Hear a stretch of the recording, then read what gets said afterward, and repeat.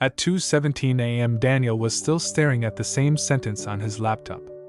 Not because it was difficult, but because his mind wouldn't let him move past it. His chest felt tight. His thoughts were loud. And the silence in the room somehow made everything worse. After a long moment, he closed the laptop without saving.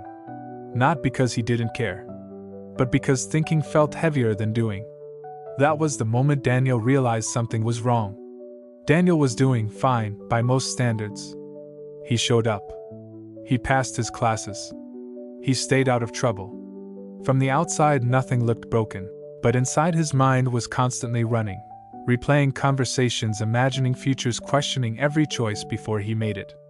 He didn't think of it as anxiety. He thought of it as responsibility. He believed that if he just thought enough, he could avoid mistakes. Then came the deadline. A project he had weeks to finish. One that actually mattered. Daniel kept planning how to start, rewriting outlines, second-guessing ideas, waiting for the right moment. The night before it was due, he froze. The project was unfinished. He submitted something rushed and incomplete, and he knew it immediately. Not because he wasn't capable, but because he never let himself begin. When the result came back, it confirmed his quiet fear. "You could have done much better." That sentence stayed with him longer than it should have. After that, Daniel became quieter. Not in a dramatic way. Not in a way most people noticed. Just tired. He stopped joining conversations. Stopped making plans. Even simple choices felt heavy, like they carried consequences he couldn't afford. His mind treated everything like a permanent decision. And slowly, thinking replaced action. The more he thought, the less he did. The less he did, the worse he felt. What bothered him most wasn't failing once. It was the feeling that his own mind was working against him.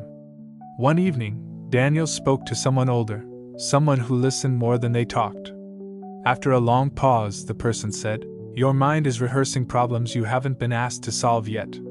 Then they added, "Thinking is useful, until it replaces living." That was it. No long lecture. No dramatic advice. Just a sentence that finally named the problem. Daniel wasn't broken.